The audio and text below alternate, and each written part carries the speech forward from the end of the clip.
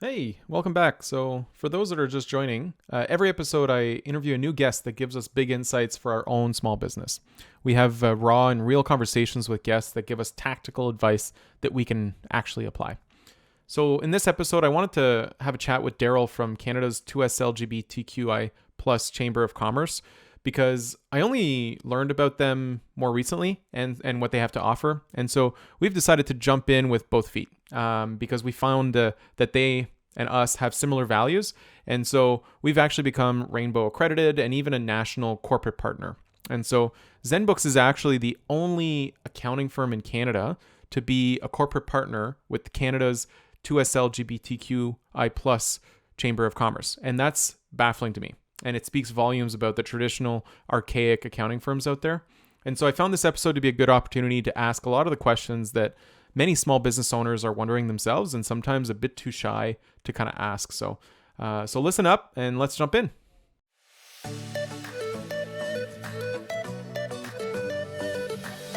The more diversity that you're bringing into your supply base, the more creativity, the greater the innovation that you're going to realize. You're busy, we know. We cut through the BS and give you straight talk advice whether you're a seasoned entrepreneur or just starting out.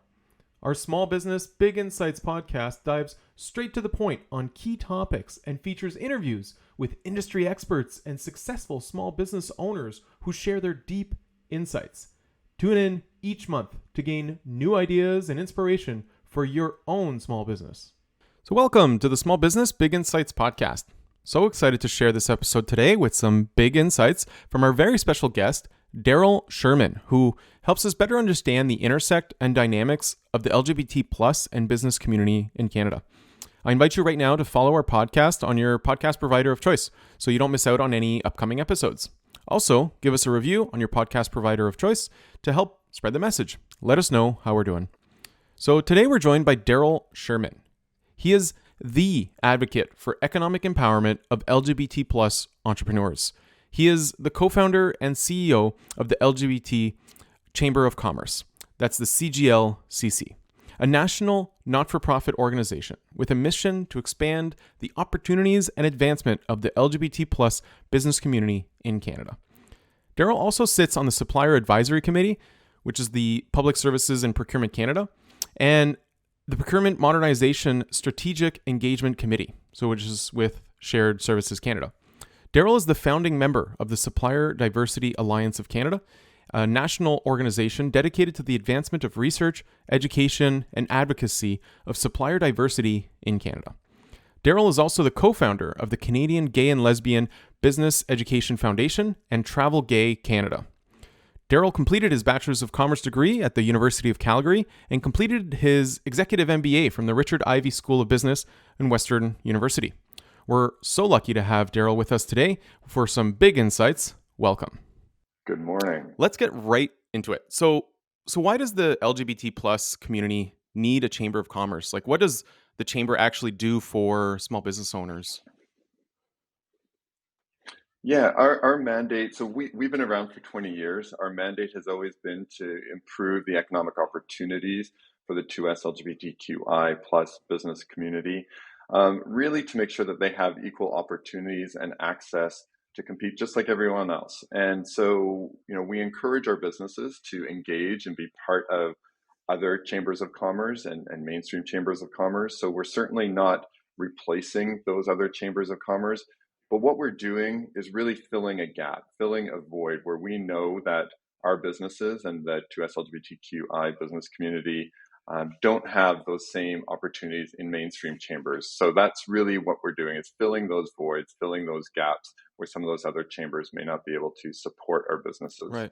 Okay. And I guess, like, for me, when I'm looking at the LGBT plus community, I feel like it's starting to get a little bit fragmented with, provincial groups, there's nonprofits, there's, regional groups, and there's been kind of a shift from the LGBT plus acronym to now the 2SL LGBTQI plus. And so do you feel that, there's people that are well intentioned and are becoming a little bit hesitant to kind of doing something wrong by accident and kind of like feeling that they're being accused of doing something wrong when they don't have bad intentions, right? Like, do you feel like things are kind of getting fragmented and or do you feel that these groups are kind of coming together?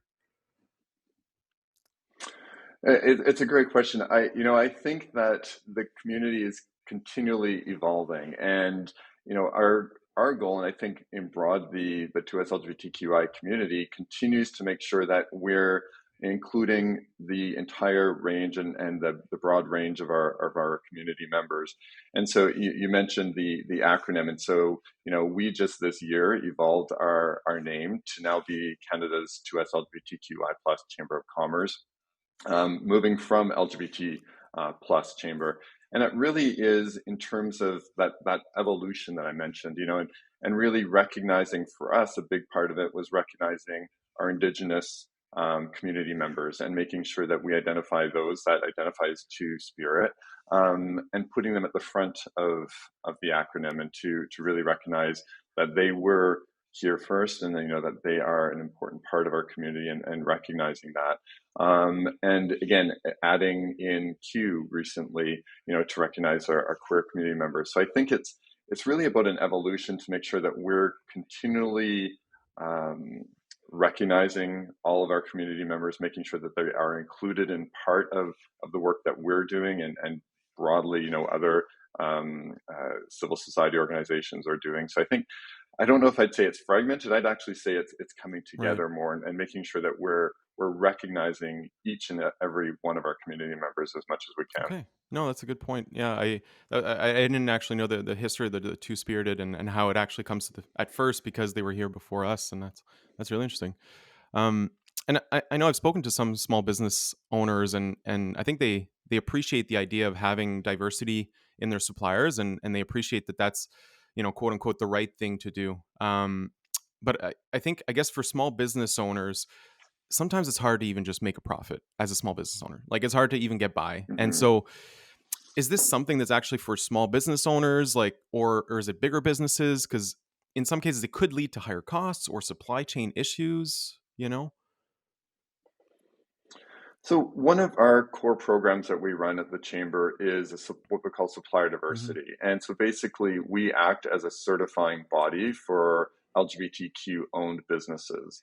And the reason is we know that LGBTQ businesses are underrepresented in corporate and public supply chain. So we know that, and I say LGBTQ, but also just diverse businesses Hmm. broadly are underrepresented in supply chain.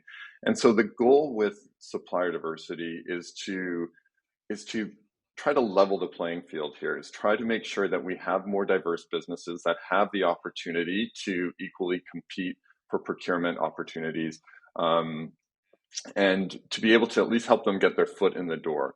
We know that unfortunately, many corporations, when they're looking to procure goods and services, they tend to use the same suppliers, the same businesses that they've used year over year over Hmm. year. And so what this the program is doing, Supply Diversity Program is doing, is really helping to make sure that corporations are starting to look at and consider other businesses that they may not have looked at Okay. before. So it's not about preferential treatment. It's not saying, you need to hire or need to engage more diverse owned businesses. It's at least giving them the opportunity to compete. And they then have to compete as everyone else will. So in competing on price, on quality, on innovation. But it's that, at least that opportunity for them to get that foot in the door, like I mentioned. So supplier diversity really is around creating that, helping to drive economic empowerment for our community by helping them, access opportunities. Then what that's doing is then they're creating employment, they're creating, they're growing the tax base in their local communities. It's helping then the marginalized community members within those other communities. So the impact of supplier diversity is very significant. So I guess back to your question around, we're struggling just to kind of, continue to grow and support our businesses. I think initiatives like this and strategies like this are really important for businesses, for small businesses, to be able to continue to grow. And then those businesses that start to look at diversifying their supply chain, and looking to engage with other businesses that they typically wouldn't, what that's doing is really twofold. There's that opportunity to make sure, again, as kind of alluded to, helping to support those marginalized and historically underrepresented groups. But there's also a business case for this. We know that the more that you start to diversify your supplier base and your supply chain, what that's doing is it's bringing innovation to your Right. organization, to your Okay. company. It's bringing different perspectives, different ways to look at problems, and it's also helping to engage then perhaps different customer base as well. So I think that there's I shouldn't say I think there are significant business advantages of why organizations want to diversify their supply chain by bringing in LGBTQ and other diverse owned businesses to their procurement practices. So Yeah. I like that. hopefully that I makes think it sense. does. I mean, I think there's a lot of like unexpected benefits from all of this, right? Like it's kind of getting that diverse opinion or getting kind of just a new perspective from your suppliers on like, hey, why do we do this way or why do we do it that way? And getting kind of like a new perspective that you might not be used to, right? So I think yeah, that's an interesting point. It's Yeah, it's very similar to why we want to have a diverse Right. workforce. We want to have diversity within our employees because, again, they're bringing different ways to different perspectives, different ways to approach issues or problems or challenges. And so the same can be said with your suppliers. The more diversity that you're bringing into your supply base, the more creativity, the greater the innovation that you're going to Right. realize. Coming Yeah, down. and the reality is that if you keep going to your least expensive supplier, that's just a race to the bottom. Because if all the competitors did that, then there's no creativity, there's no innovation. Everyone's offering the same thing. You might as well get that kind of like new, fresh perspective that maybe not every business owner is doing. So it can give you that competitive edge. That's cool. That's interesting. Yeah, absolutely. And what we found is actually there's top line and bottom line advantages to supplier diversity. So those organizations that have implemented, these procurement or inclusive procurement practices have realized both top line and bottom line.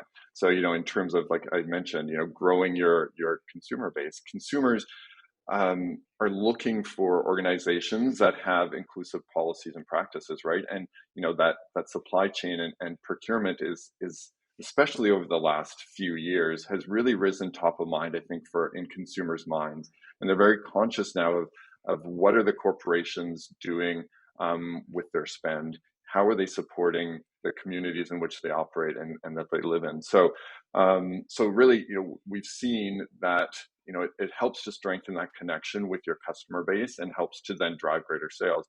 And then on the bottom line, it helps to reduce certain costs. So it's reducing, one thing, for instance, is reducing employee turnover and helping to attract employees.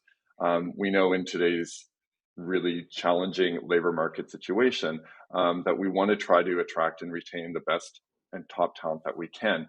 And we know that talent is looking for organizations that have aligned and shared values with them. Hmm. And so we found that supplier diversity is one way that can really help create that strong connection between employees and their employer. Hmm. So just an example of how that can help to reduce some of those labor costs. So your group also has a listing of 2S LGBTQI plus owned businesses, and they do the certification as well. And so people can go through that certification and identify themselves. And so I'd noted on your website you had a stat of 1 in 4 2S LGBTQI plus business owners believe that they've lost opportunities because they've identified. And so why would a business owner identify themselves as being part of that community if they could lose business? Yeah, and that's a good point. And it goes back to, part of the goal of supplier diversity is really to work with governments, work with corporations to help them understand that they need to engage and actively support diverse owned businesses, and in our case, 2S LGBTQ owned businesses, because what happens is if a business isn't if a business owner doesn't feel comfortable coming out, um, and there's that similarity again to your employee base. If you have employees or if you have business owners that don't feel comfortable in being out and aren't bringing their whole selves to work, what that's doing is it's impacting their ability to grow their business.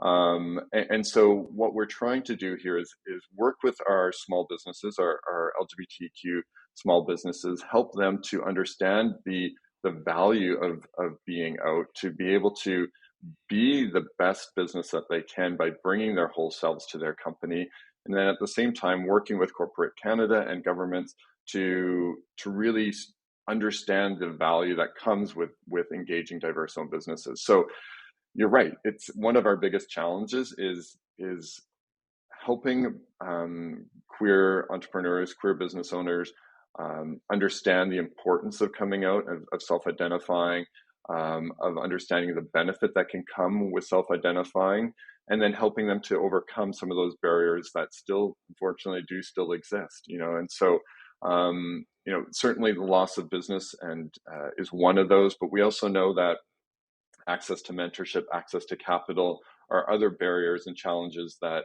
our queer businesses and entrepreneurs still face. And so the more that they're able to self-identify, and we can then are in a better position to be able to support them. So a lot of the work that we're doing then is to help these businesses overcome some of those challenges and barriers. And so the more that they come out, the more that we're able to then provide better support, targeted support to help them overcome some of those challenges.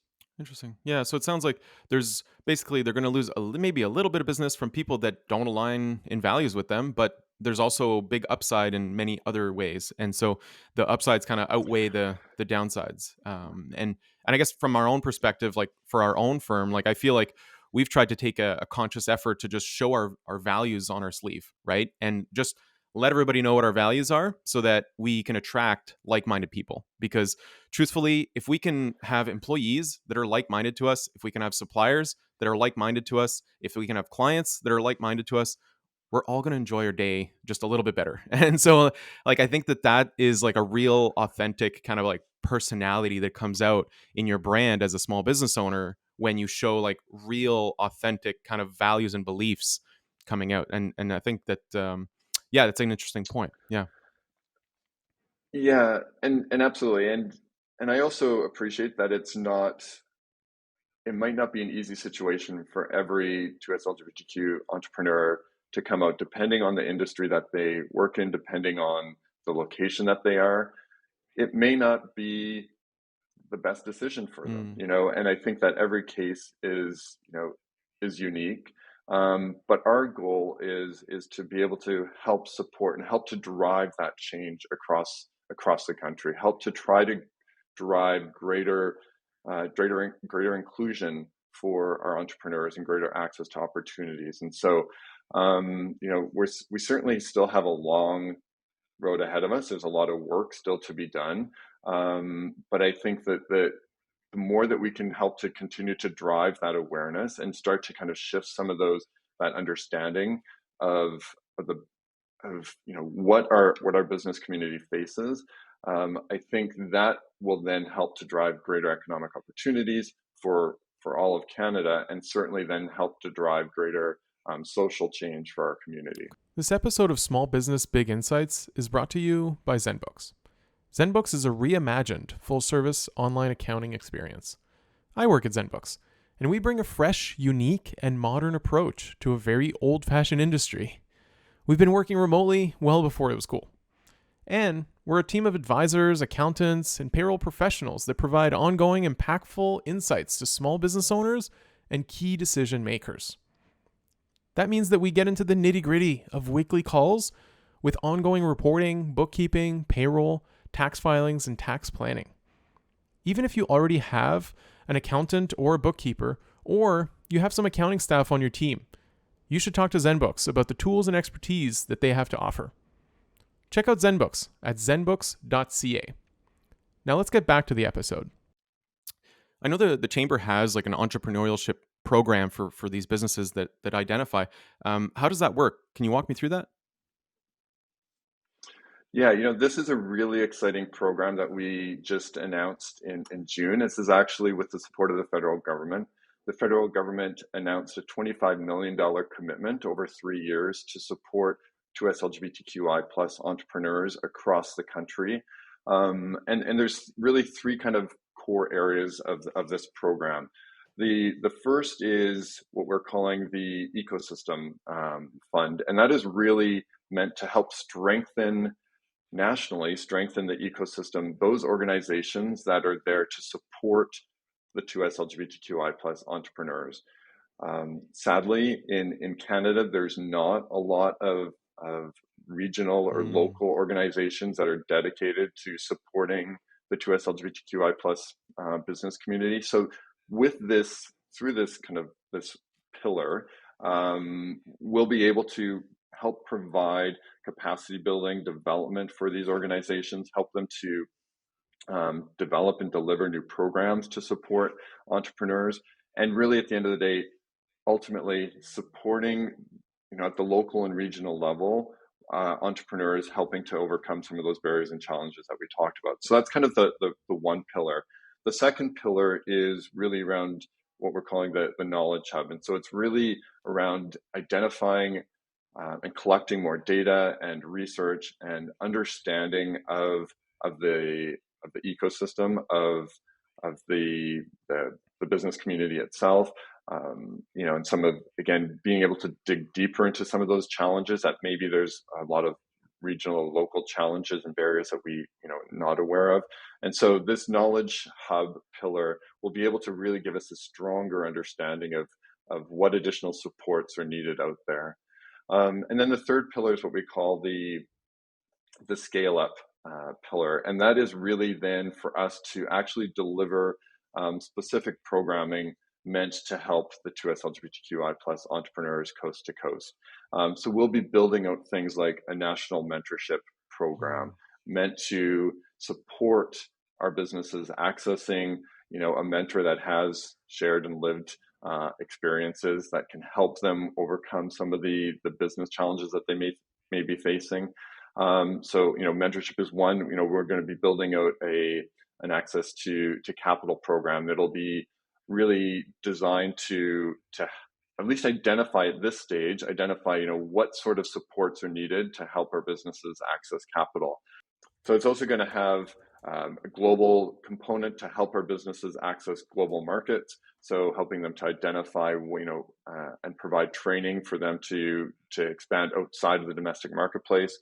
And really just to be able to strengthen the connections and the networks that they have, regionally, locally, nationally, to be able to help to grow their business, to scale their business, to continue to succeed. So, kind of three very distinct pillars, all with, at the end of the day, with an ultimate goal of helping to advance opportunities for our business community. So we're really excited about this program.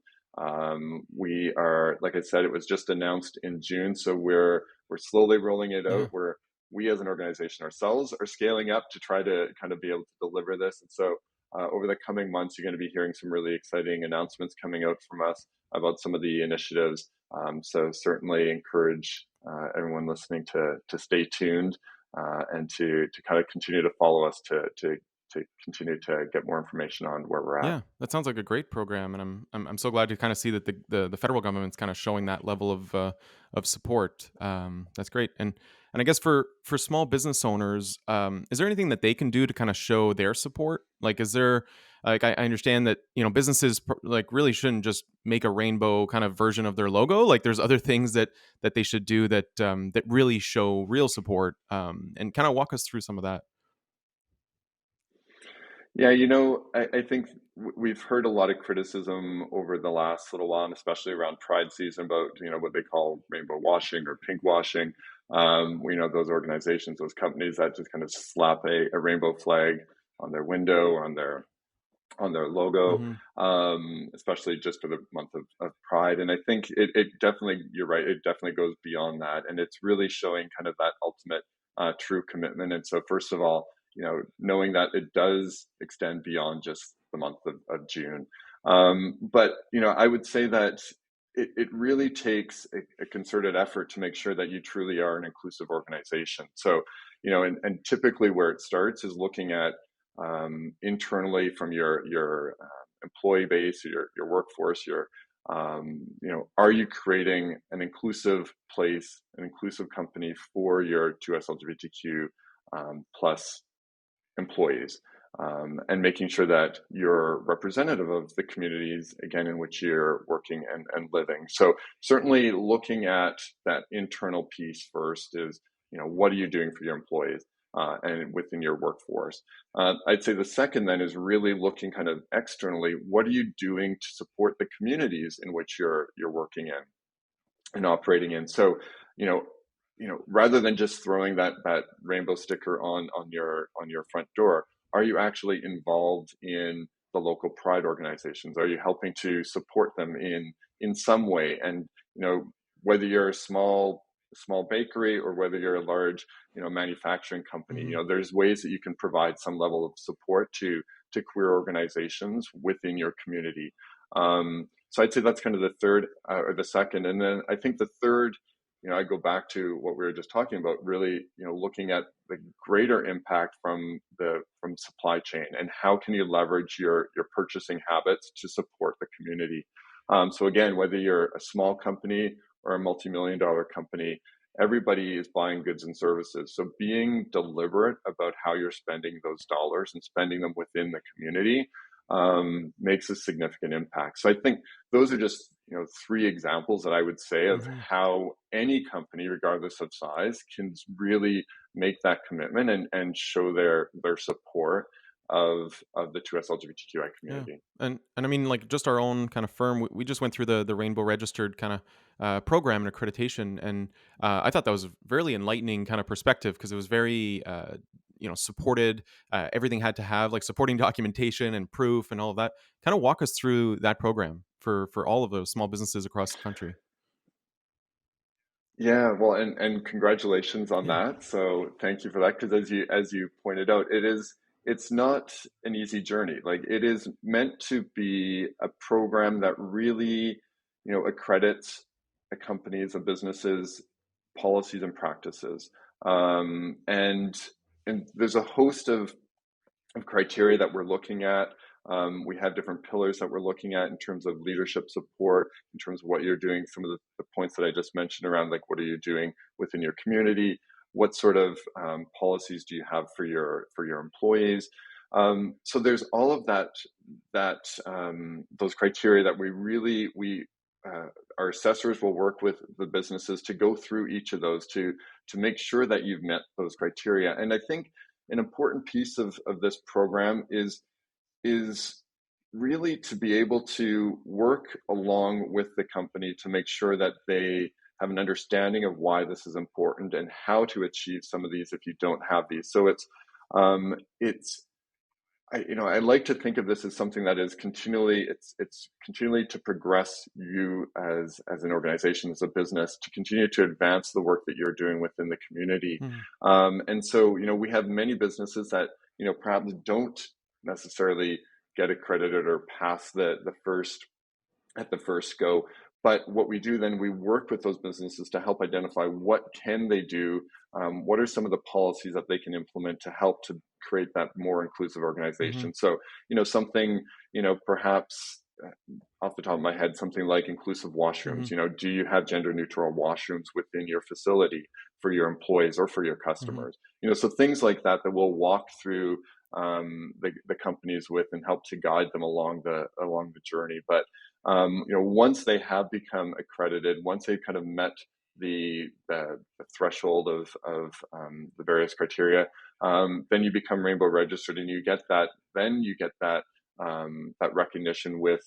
So we do give you a rainbow sticker that you can put in your window. But I think what that does is it's verified. Yeah. It's a third party Right. verification. So it is, I think, from a consumer or from an employee perspective, it gives them that assurance that it's, this company, this organization, this business has actually gone through the efforts, and they've validated that they are Mm-hmm. an LGBTQ inclusive organization, as opposed to, again, them themselves just throwing a rainbow sticker on the Yeah, window. and I'm gonna say, like, surprised by how thorough it was, and you need like third party, documentation from either clients or like articles or that was not just from us that showed and proved our support. And so I thought that was really interesting, but it was also a real like two-way conversation. It was kind of like, hey, look, this is what I've got. Like, does this kind of work? And then it's kind of like they've come back to say, hey, like, actually, you could try and do this. Like, this is an easy tweak you could do that helps with policy, or like, so I feel like it was thorough kind of review, but it was also a conversation to really not just, it's not like a Yeah. test where it's like you either pass or fail. Like there's kind of a process that you go through to help you along the way. Cause I think everybody wants the same thing and it's just kind of like helping us get there. So I thought that was an interesting program that you guys offer.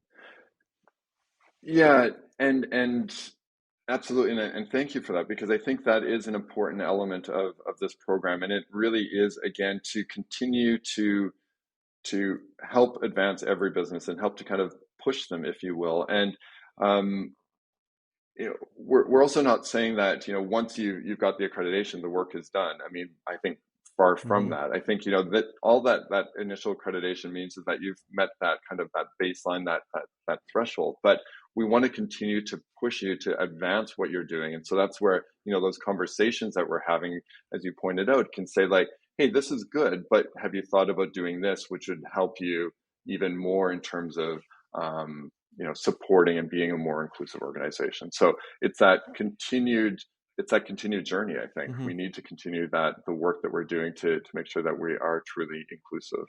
Okay. So the CGLCC has a great supplier diversity program that helps businesses ensure that they are getting diverse kind of suppliers and that they do include the LGBTQ owned businesses. And so I guess part of my curiosity is that, isn't it against the Canadian Charter of Rights and Freedom to discriminate based on sexual orientation, even if it is for affirmative action? Right, and absolutely, you're right. It is against the law to discriminate. But I think that the key piece here with our supplier diversity program is that this is not about preferential treatment. This is about equal access. So again, what we know is that diverse owned businesses and diverse owned businesses broadly, and LGBT part of that, are underrepresented in corporate and public supply chain because they just don't have that same opportunities. They're not being invited to compete. They're not being invited to the table. So our position here with our supplier diversity program is we need to open up that invite list. We need to make sure that corporations, companies are inviting diverse owned businesses and LGBTQ owned businesses to compete on those procurement opportunities. From that, they have to compete just like everyone else. So they have to compete on price, on quality, on everything else. So it is really just that equal opportunity, equal access, foot in the door. And then from there, the businesses can take it and run. So it is up to the businesses, obviously, for them to compete and to put themselves out there. But our hope is that what we're doing is at least changing the minds of corporations, of governments when they're looking to go to procurement, just to make sure that they're thinking of opening it up for others to compete. And it's not about giving them, a contract just because they're diverse, but it's giving them that opportunity because they're diverse. And then they can compete just like everyone else. Right. So I think that makes sense. I think that it's about really the companies identifying themselves so that essentially organizations can choose to be diverse. They can choose to compete freely after that with their various suppliers, and that they can make informed decisions after that. Where if there are two kind of suppliers that are equal terms and one of them is LGBT owned business, maybe they want to support those businesses and they wouldn't have known that without the accreditation program or the supplier diversity program. It wouldn't be a criteria. And so I think that's a really interesting perspective. That's good. So we've talked about the chamber, but I guess let's talk about you specifically, you personally, and I guess you've spent your entire career advocating. So you've been promoting LGBT travel in Canada since 2005, and then now with the CGLCC since 2003. And so advocating can be such an emotionally draining activity, right? And so how do you manage your hopes, your successes, and even your disappointments over the years? I think emotionally draining is a very good description of it. I think having worked, as you mentioned, 20 years now with the chamber in advocating for small business, and it's it's been it has been exhausting. I think the amount of education the amount of work that we've had to do to get people to understand what our community has gone through, what it has faced, has been a lot. But I think it's those small wins that keep keep me and keep the team going here. I think, obviously this $25 million announcement by the federal government this earlier this year, huge win. And I think that just, provides so much um, invigoration for the team. But it's sometimes it's those small wins that, we hear of a small business that, won a contract Mm. with one of our corporate partners. We see one of our young entrepreneurs that's gone through our youth program, launching a new product and starting to distribute throughout the U.S. We see some of the champions step up and be recognized for what they've done within the community. I think those are some of those small wins that just keep us going. And I think if you would have asked me 20 years ago, would we still be doing this? I would have said, I think my hope was no. Um, and I think we've certainly advanced a lot over those 20 years, but what we've seen lately happening across this country and around the world has just shown that the work is far from over. Our goal, we are a business organization, so our mandate is really to drive economic inclusion, but we do that to drive social change. And so this is our way to help create an inclusive country, an inclusive world that, all LGBT individuals, whether you're entrepreneurs or not, can feel safe and part of our broader community. And I think what we're seeing lately is just that there's still so much work to be done. And so, at the end of the day, that's what fuels our fire. That's what gets me up in the morning. That's what keeps my team going, because we know that many of our community are still being targeted.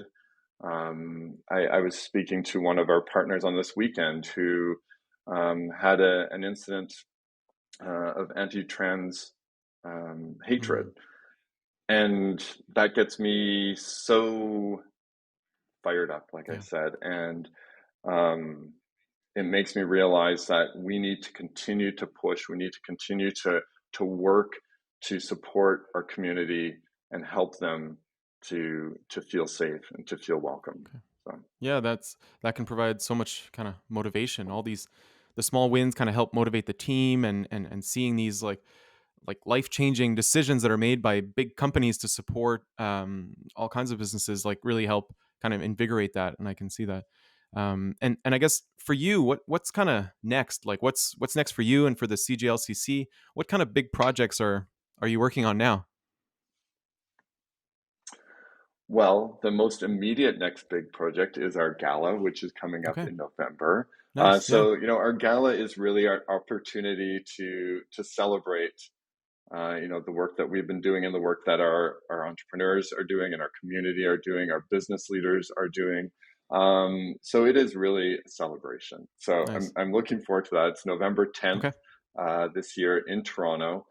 So this will be I think it's our ninth gala this year. So it's going to be big, and Sweet. it's celebrating our 20th anniversary. So, That's cool. but I think one of the other things that we've been really working on a lot is around collaboration and with our other ecosystem partners that support other diverse entrepreneurs.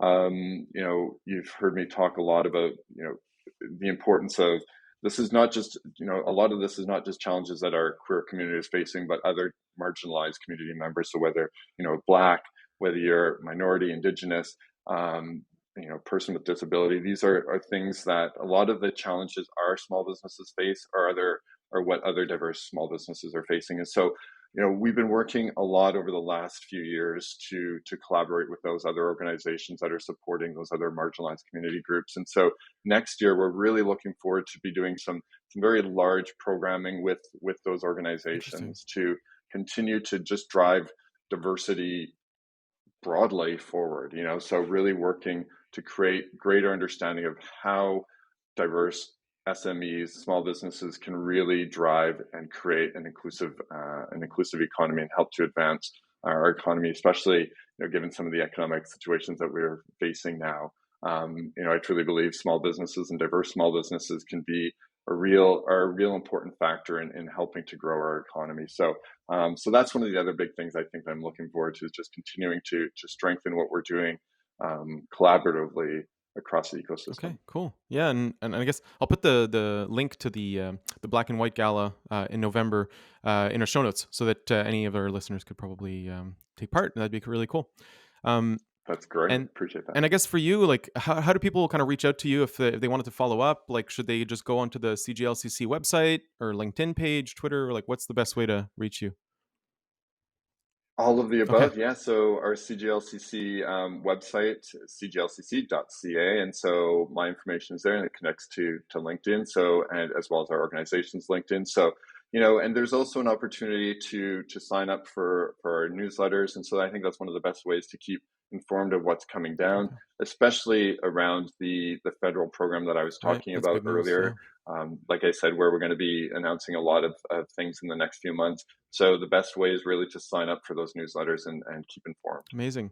Yeah, thank you so much for your time today. I know you're very, very busy, and I think this is such an insightful conversation that we're having about small businesses and the support that you're providing with you and your group. And so thank you so much for your time today. Thank you. Thank you. Thank you. Thank you, Eric. I really appreciate all the work that you're doing as well to help us raise a profile and raise a voice for 2S LGBTQI plus entrepreneurs. So thank you. Yeah, my pleasure.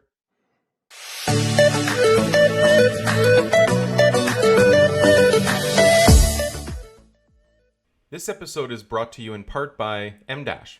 Emdash is an agency helping good people be heard. They help progressives, and only progressives, reach their audiences through strategy, design, and content. Whether you're building a communications plan or designing a new brand, Emdash is your partner in progress. Because your story deserves to be told. Check out their new podcast, Ampersand, and visit emdashagency.ca for a sample of their great work. Both are linked in the episode notes. Oh, so on our next episode, we've got Andrea Barlett, who discusses with us some pragmatic perspectives to managing people in your small business. Follow us now to get notified of our next conversations and hear more. Don't forget to rate and review this episode. Thanks.